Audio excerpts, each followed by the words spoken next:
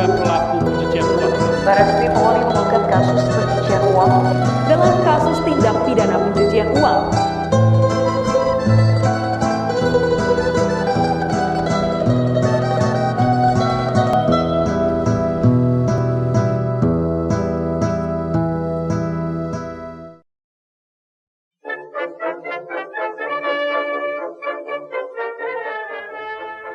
Money laundering atau pencucian uang adalah istilah yang digunakan untuk proses menyembunyikan segala hasil kekayaan yang didapat dari tindak pidana, yang membuatnya bisa digunakan secara sah atau legal.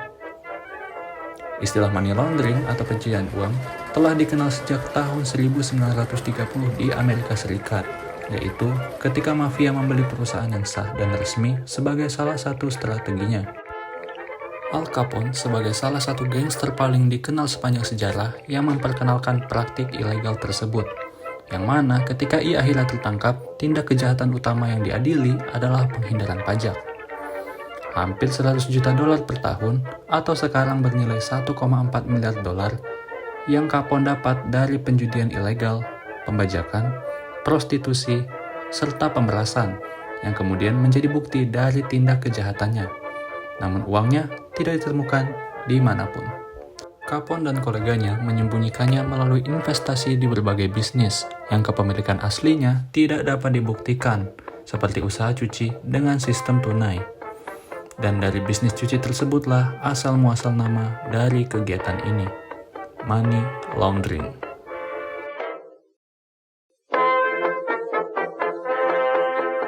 Proses pencucian uang dibagi menjadi 3 tahap.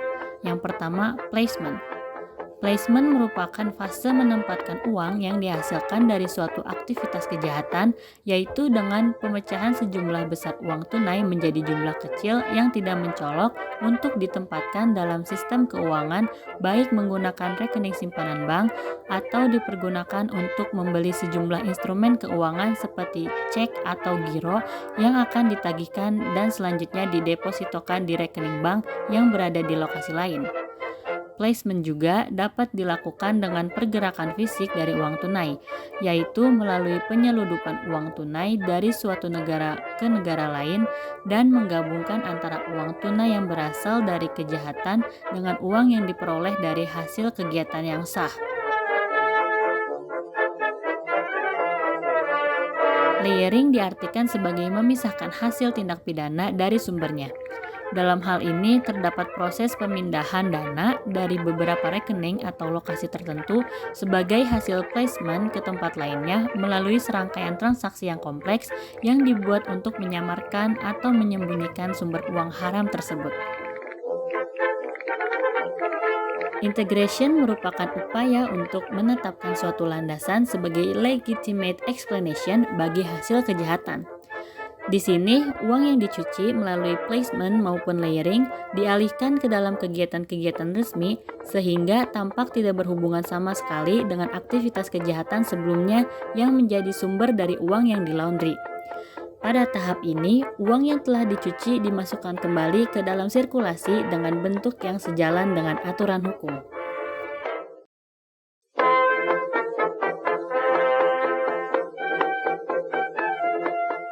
Dasar hukum tindak pidana pencucian uang atau money laundry adalah Undang-Undang Nomor 8 Tahun 2010.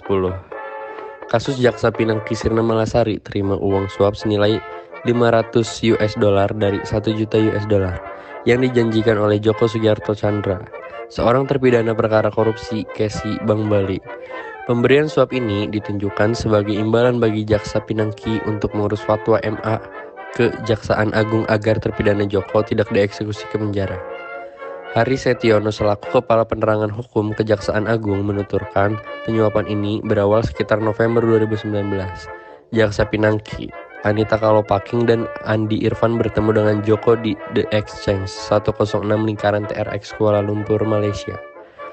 Untuk membahas mengenai hal ini, Joko setuju untuk meminta bantuan Jaksa Pinangki dan Anita Kalopaking dalam pengurusan fatwa ke Mahkamah Agung melalui Kejaksaan Agung.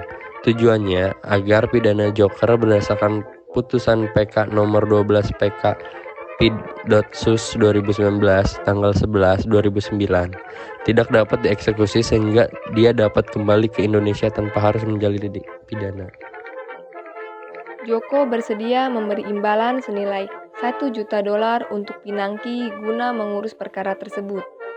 Sebagai pembayaran awal, senilai $500.000 akan diserahkan kepada Andi Irfanjaya selaku rekan dari Pinangki Sirna Malasari. Pemberian uang ini melalui adik iparnya Joko Sugiarto, yaitu Heriadi Angga Kusuma. Uang yang telah diterima Andi langsung diberikan kepada Pinangki seluruhnya. Pinangki memberi $50.000 kepada Anita Kolopaking sebagai pembayaran awal jasa penasihat hukum. Sedangkan uang senilai $450.000 dikuasai oleh Pinangki. Uang tersebut digunakan Pinangki untuk pembelian mobil BMW X5, pembayaran dokter kecantikan di Amerika, pembayaran kartu kredit dari berbagai macam bank seperti Bank Panin, Bank Megabisa, Bank DBS, Bank BNI Visa Platinum dan Master Gold, serta pembayaran sewa apartemen. Karena kasusnya ini, Pinangki Sirna Malasari terjerat pasal berlapis, yaitu pertama, Pasal 11 Undang-Undang Nomor 31 Tahun 1999 tentang Pemberantasan Tindak Pidana Korupsi. Kedua, Pasal 15 Jo, Pasal 13 Undang-Undang Tindak Pidana Korupsi terkait pemufakatan jahat.